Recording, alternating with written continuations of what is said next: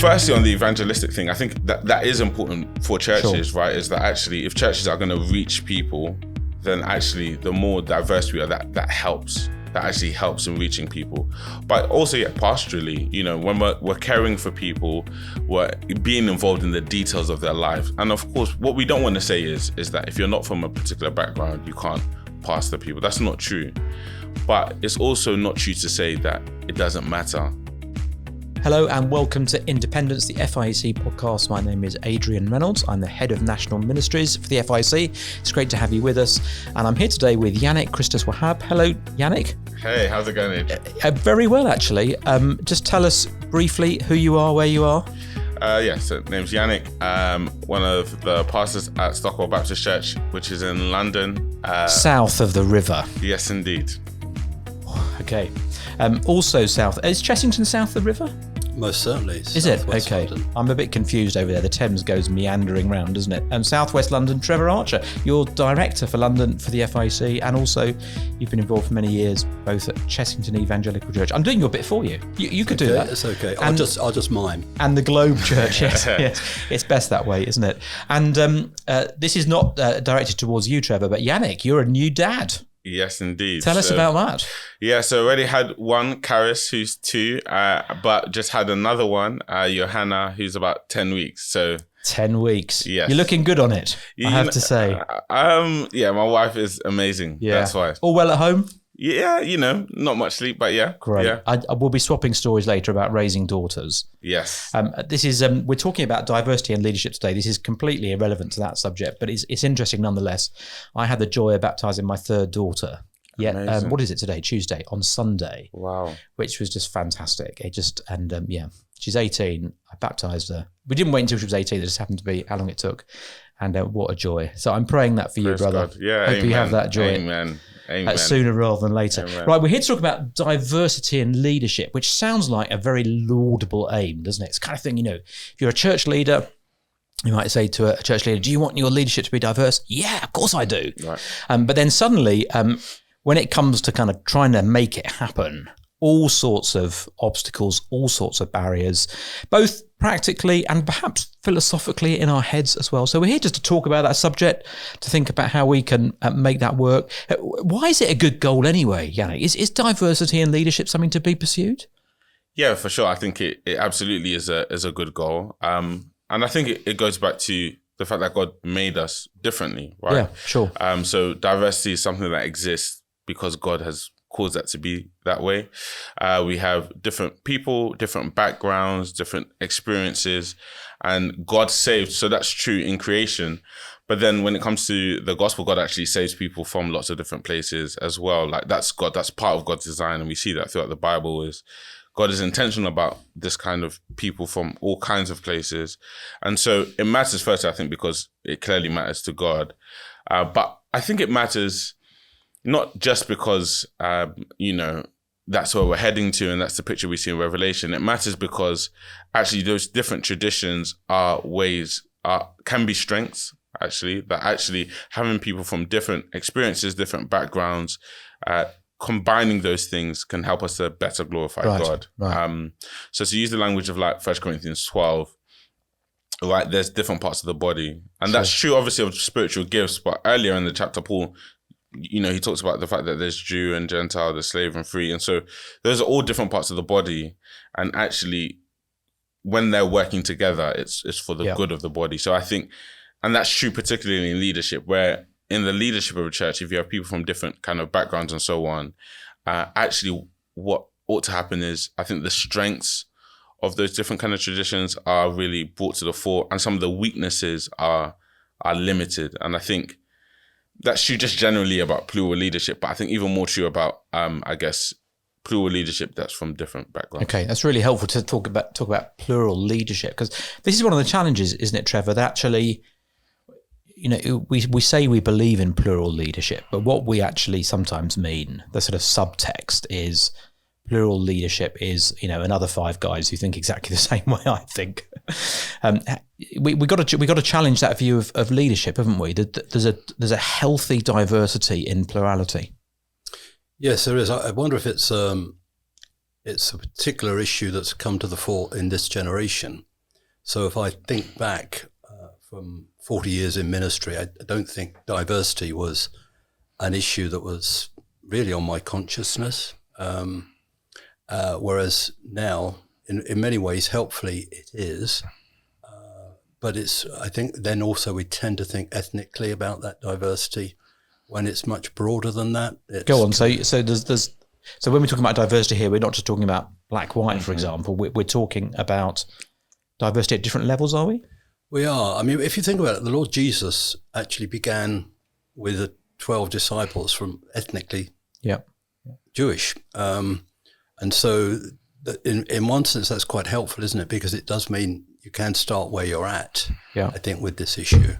But there's all sorts of areas. It's educationally, there's financially, there's socially, there's class. I think class is an issue, perhaps not so predominant in our tradition, but it can be there. Perhaps more the one is to do with how moneyed a person is or not. So it comes in all sorts of different forms. Right. Is that right, Yannick? We need to think about diversity in the broadest possible sense? Yeah, for sure. And I think the Bible encourages us to think about diversity in the broadest possible sense. Like, they're different.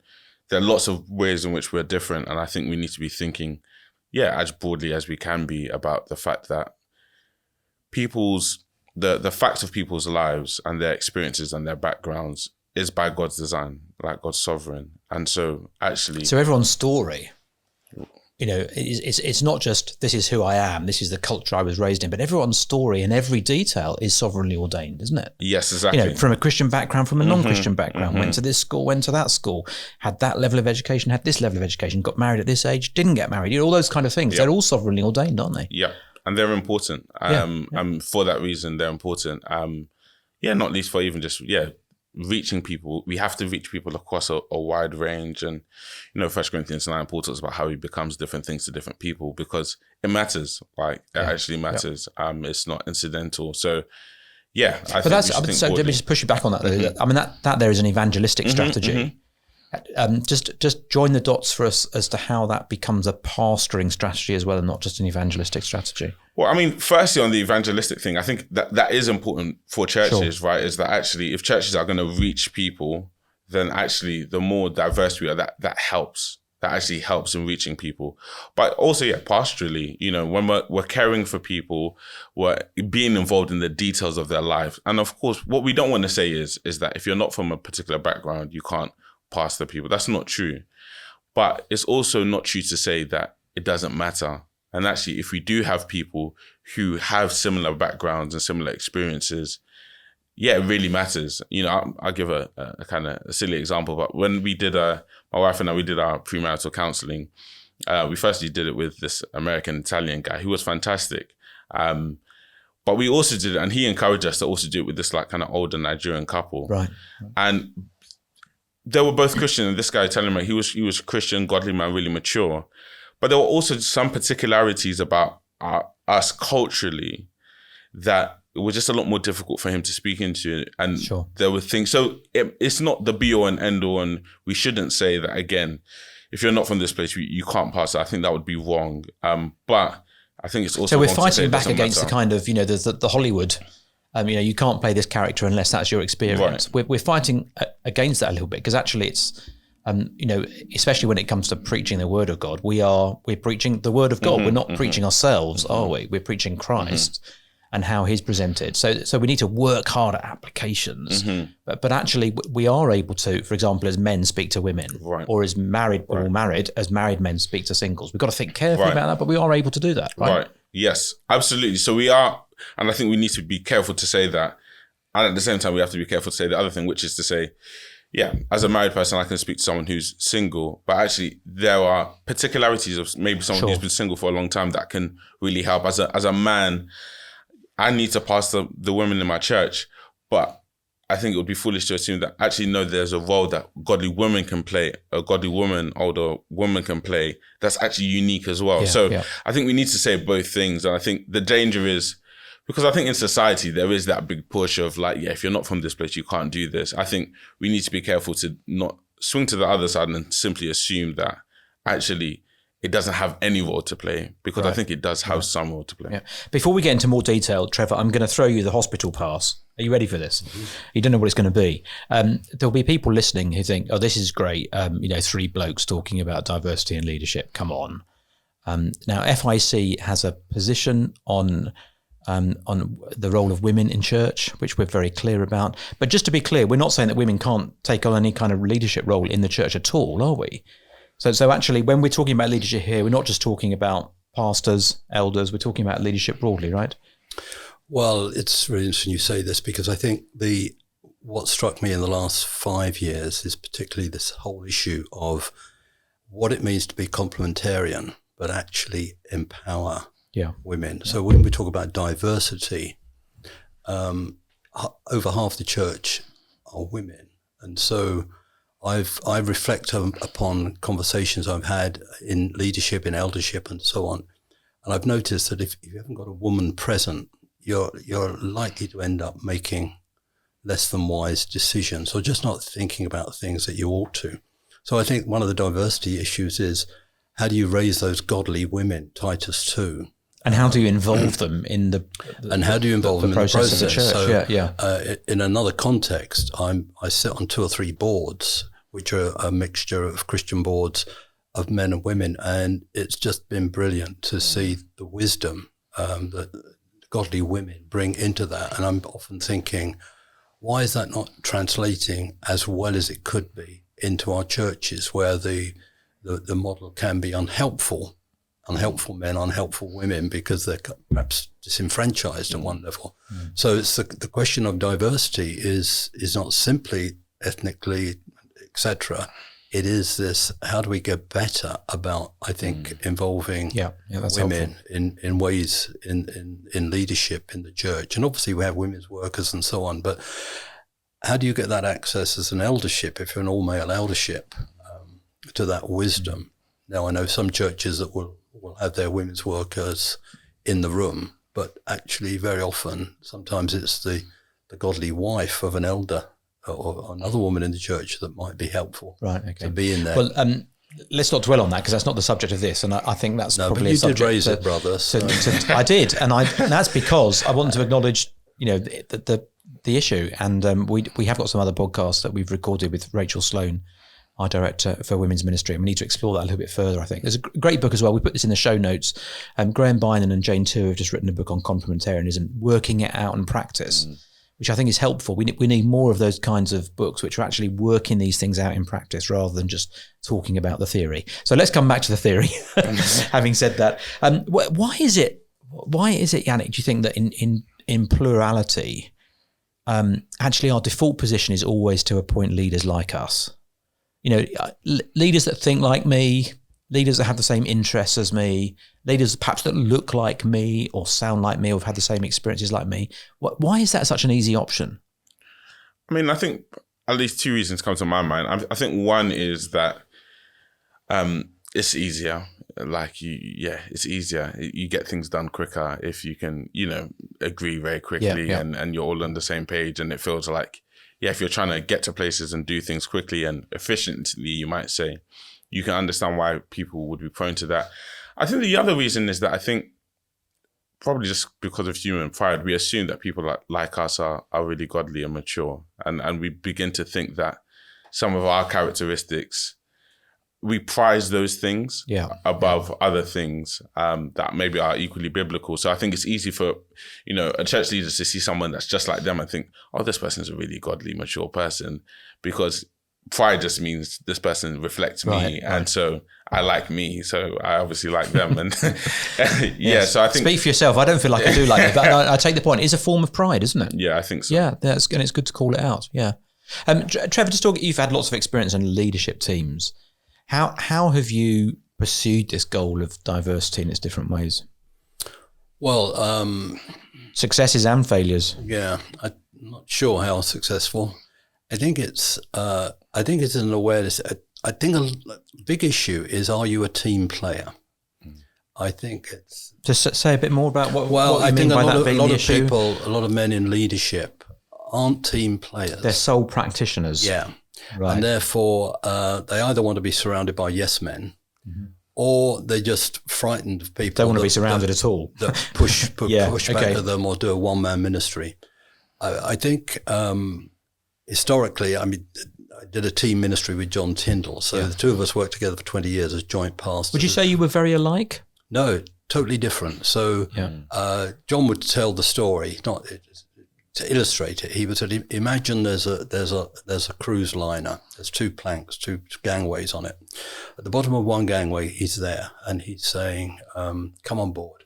I've no idea where we're going, but we're going to have a lovely time together on the way. Mm-hmm. And then he would depict me at the bottom of the other gangway saying, come on board, we're going from A to B to C to D, and we're going to do this on the way. And if you're not really up for that, probably best you don't get on board.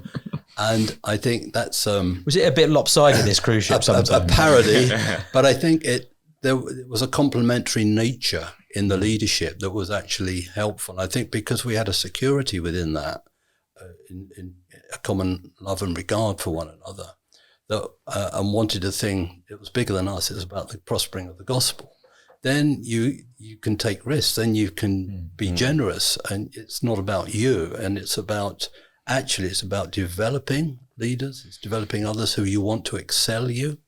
I mean, those things are, I think, quite key. Easy to say, not so easy. Well, it's opposite of the pride that you were talking about, right, Yannick? So you've got pride actually stops that happening. It's humility that allows other people to accelerate and overtake you and to flourish. The giveaway often comes when people, like when I stepped back from Chesington, where people would come and not fortunately not many, but say, "Oh, but it's going to pieces now," and I'd say, "No, I want it to flourish. I want it to be better than it ever was." And I think that's not just a trite thing; it's a genuine heart thing. And I think that the next generation there is more of a model of this, and therefore a willingness to go there. But I do think there's a lot more needs to be done, and what it means to be as team leadership. And I think there's a lot of stuff that from secular leaders and that sort of thing that we can learn. So what we're saying, I think, Yannick, I'm interested to hear whether you think this is right as well, that actually if you're going to create a diverse leadership, you can't just say, well, let's have that person, let's have that person, let's have that person. Actually, you've got to think about how teams work. You've got to think about how you function within a team. You've got to think about how the gospel cashes out in hearing one another and respecting one another. It's got fundamental Christian virtues, really, aren't they? Yeah, no, for sure. Exactly that. And I think, but yeah, it's challenging because I think sometimes, again, there's the goal. We're so fixated on the goal and what we're trying to get to that I think, it's sometimes easy to justify not doing that, not being intentional about actually seeking that, because it does. The other side to it is it slows you down. Yeah, okay. Right, it will slow you down considerably, and it would lead to more, in some senses, may lead to more frustrating meetings and more, kinds of things, and just more things that you're not even trying to necessarily think of. You might want the eldership to talk about this issue, and you've got people from a different background, and they want to talk about this other issue that you actually don't even care about. So I think it's just, it does require those Christian virtues because it's harder work in a lot of ways. But the gospel allows us to do that well, doesn't it? It allows us to work across differences and to be able to be honest with one another. I mean, it's striking, isn't it, that in the world, people are often talking about pursuing diversity, but actually how many places do you really see it working and working well? And the answer is not many. At many levels, you think about government, diversity looks like, whether you went to Eton or Harrow sometimes in the cabinet, actually really pursuing diversity. I think it's better now than it has been, but it's still culturally not particularly diverse. So actually the gospel allows us to overcome these barriers, doesn't it? If we really believe the gospel.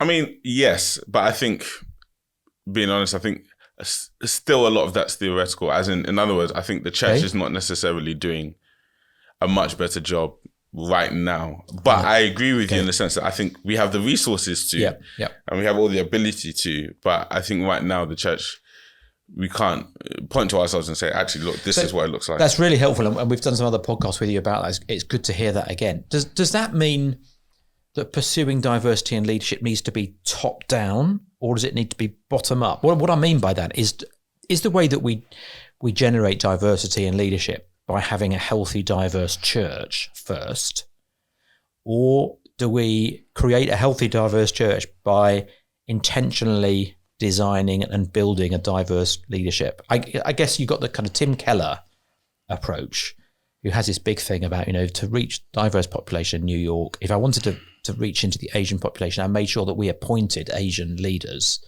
even when there weren't necessarily Asian people in the congregation. There's a very sort of top-down, intentional approach. Or do you go for building a healthily diverse congregation from which you draw your leaders? Is it a bit chicken and egg? Oh, how long have you got? I think it's a bit chicken and egg. But I do think there is something to being intentional about finding the right leaders, because for a few reasons. One is, I think it's hard to build a diverse church where there's no leaders that are diverse. Okay. So I'm speaking obviously as a black guy here in London. If I would go to a church and the leadership is just entirely white, there's a sense in which I immediately have suspicions. Yeah, you're already disenfranchised. Rightly or wrongly, yeah. I'm thinking, how safe is this? Is there kind of a ceiling to which, people don't go beyond? Even if the church is diverse, but there's no leaders that are diverse, there's just questions of, is this some kind of colonial? There's those kind of questions that I think people have, and more so have now.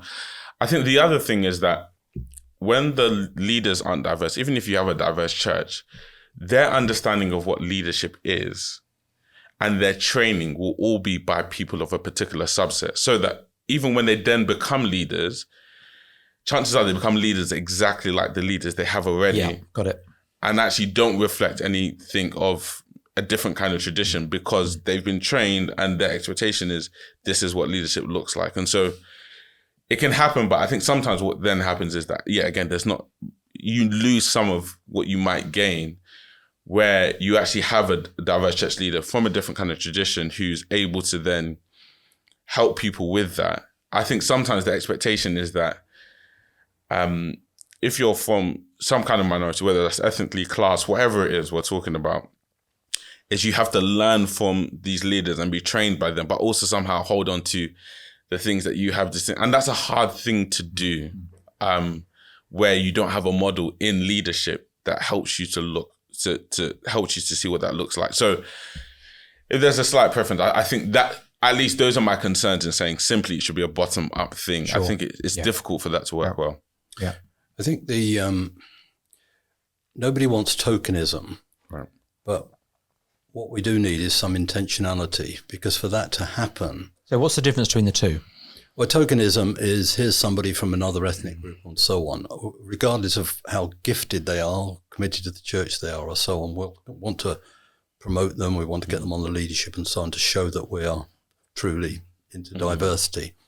Whereas an intentionality is to say, no, this is where these are obvious glaring areas where we need to be encouraging and promoting and developing, where you will, in that sense, be intentional in seeking gifted, proven people to fill those positions.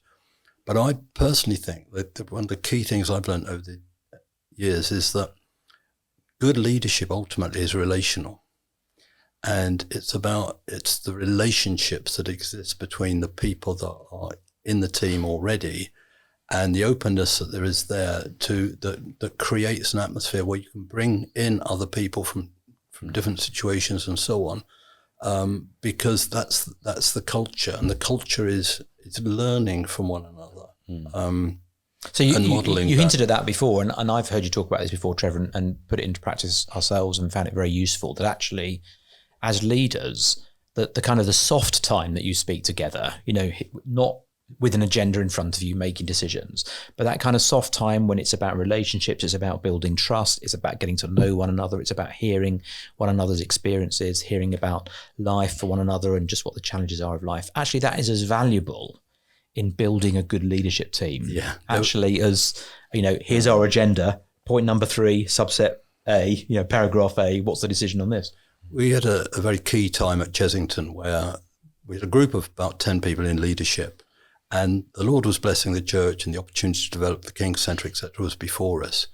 We invited a guy in from New Frontiers, whose job was actually working with leadership teams. He did it in a secular setting as well as in a Christian setting. And he spent time with us on several occasions, individually, collectively, and what have you. And at the end, he kind of reported back and basically said, look, the issue is, you guys are obviously good friends together and quite a mixed bunch and so on. But the church doesn't know that. The church doesn't see that. And our response was, well, how can they? Because they won't be part of our eldership meetings, et cetera, But on the back of it, what we did was to drastically restructure our leadership meeting. So our 3 weekly, once every 3 weeks, elders meeting turned into the first hour we would come and have a meal together, at the end of which one person would talk particularly about what was going on in their life at that time. The second hour would be praying not only for one another, but for some folk in the church. And the last 2 hours were with a timed agenda. Because what we'd found previously, you could just spend yonks going through item after item, never get to the key thing of actually getting to know each other and getting to pray for each other and the church and a dependency upon God. That actually revolutionized. And Tim Braun's point was, no, the church won't be part of your meeting, but they'll see that, they'll know that. Okay. And I think that's became very evident. And it was the kind of, in God's providence, it was a piece of great wisdom that really helped us as a leadership that then could, I think, be in a place where you have to create an environment in which people can come and contribute and be part of that, not to, as you're saying, Yannick, just to more of your own mates and that kind of thing. You want people in the room who... Is he onto something here, Yannick? You and I are much younger. Obviously, I like to think we're the young side of the table. Come on, Adrian. There's a reason why you're in the middle. This goes young. Is he on something here that actually it's about building relationship, building trust? That's what's going to allow diversity to really flourish and develop. Is that right? Because I wonder if, when we think about diversity, we think about, what have I got to do? We're activists, evangelicals very often. What have I got to do? What have I got to put in place? But actually, this is softer stuff. This is about building friendships, building relationships. Is that right? Yeah, no, I think that's absolutely right. And I think that has to be the foundation, especially because, again, whenever we're talking about diversity, issues of tokenism and just, again, people from whatever, whether it's class, whether it's women, whatever, people can feel used. And people can feel used because people are used. It's not just a feeling, it's a reality. It's a thing, right? That people come in, you say you want diversity in leadership and so on and so forth, and they come in and you're just a front for what they want to say or they want to do, and you're misused. So all those kind of things happen. And I think because of that, there can be a real lack of trust. And even if you are involved in the church leadership team, it's like, oh, can I say what I want to say? How are people going to perceive it? How are people going to look at it? Should I just be quiet and just follow along with what everyone else is saying? Those kind of things. And the solution to that is genuine relationships. Where you have genuine relationships with people, there's love and trust and respect between you guys. It enables for people to really, contribute. And the better that happens, the easier it is for more people to join in. So I think one of the things that somehow that should probably be stressed on this diverse church leadership thing is really working well on the beginnings of that. So when how do you mean? So like if your leadership team's not really diverse and you're trying to be intentional, like Trevor said about it, those first 2-3 people, whatever, first person, you've got to try and work hard to get that right. And if you get that right, it makes it so much easier down the road. And it makes it easier for people to come on in. How would you work hard at getting that right? What are some of the things you could do? I mean, again, I think the big thing is relationally. If your relationship is strong with that person, I think more than anything else, invest time into developing a personal relationship with them. If that relationship is strong, then, and that person feels that, it's easier for the next person. Not least because, people ask, again, I'm a black guy. So if I go into an organization or something like that, one of the first things I want to do is is there anyone like me in this thing? I want to sit down with them and say, what's it like? Yeah, good. You tell me, you're here, what's it like? And I think people can underestimate how much that happens, whether that's even along class and so on and so forth. And so where that experience is not good, then it makes it difficult for you to, but where it's good, I think of some of the organizations or places, Christian places that I think do this well.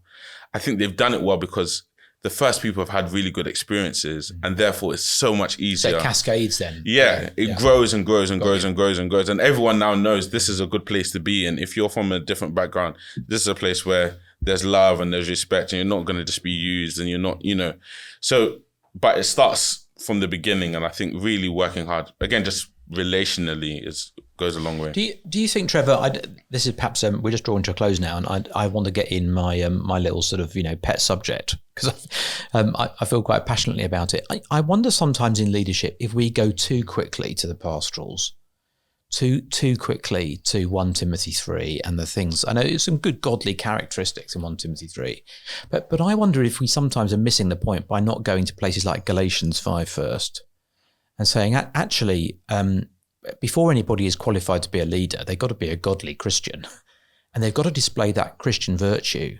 And actually, in terms of relationships, if there was love, joy and peace and patience and kindness and goodness and gentleness and faithfulness and self-control in relationships, that's what's going to gel a strong leadership team together. It's just ordinary Christian virtue on display, isn't it? We need men and women of the Spirit, essentially, to be leaders. Am I missing the point there? Am I getting too simplistic, or is there something in that? No, I think it's bang on. I think we tend to be, as I think, white leaders, very task orientated, and whereas biblically, it seems to me, just look at Paul and the teams that he formed, but more especially the Lord Jesus, and just the time he spent with those 12 very diverse, albeit one ethnic group, over meals. Just what did they learn from Jesus over those meals? And that's the whole point, I think, is just, are you good friends together? It's not just a functionality thing. Can we work together? Yeah. Can we plan together? Because I come back to this guy, Tim Braun, who made that very point. He said, you're full of ideas and vision and drive to do that kind of thing. But how well are you friends together? And it was a bit of an arrow to the heart. But I think hopefully we learned that lesson. I'd like to give a little example of, I don't think I've talked to Yannick about this before, but this could be dangerous. Yannick is sitting there thinking, what's he going to say? Yeah. No, there's a situation where we're involved with Yannick as FIEC and as a group in London, and it was about organising a contract for somebody who was going to be employed. And I thought I was doing Yannick a favour by saying, well, we've got templates of this, I can give all that to Yannick and so on. And Yannick, I think very bravely, and I'm so glad he said it, he said, no, leave that to me. And what I hadn't picked up is this whole sensitivity that that he felt as a black person, that this was the whole colonial thing, in that when it comes to money, when it comes to contracts, when it comes to handling that, we're not going to quite entrust you with that. We'll do that. So holding on to the purse strings. I think as a white person, as a white leader, that was just so brilliant that. But you were able to say that to him. Well, this goes back to what you were saying earlier about just the Christian virtues. Love, the Bible says love covers a multitude of sins. Like, if you're being intentional about these things, there's going to be lots of mistakes made on every side. Where there's real love and there's a sense that what we're trying to do is really like the gospel, I think that enables all kinds of mistakes to be made. Where things go really sour is when there's a sense in which, someone has an agenda that's different to that. They have their own agenda, and I'm somehow a pawn in their greater plan. Or they've got their thing they're trying to do. They're trying to build their kingdom or something like that. But where there is a commitment to the gospel and where there's love, I know everyone's so worried about, like, if we do this, we're going to make mistakes. I might say the wrong thing and so on and so forth. Yeah. But actually, I don't think that's what kills things. What kills things is where there's not real genuine love. And where there's genuine love, you can have tough conversations, difficult conversations and things like that. And that's all fine. But again, it goes back to that, the basics. Yannick, thank you. That's a really good place to end, I think. A discussion that needs to carry on, but a good start. Thanks very much for joining us, Yannick and Trevor. Been great just to chat together. Good luck with the parenting. Cool, thanks. I'll give you my tips. This has been Independence. Do like us and rate and review, will you please, if you've enjoyed this time together, and we'll look forward to catching up with you soon.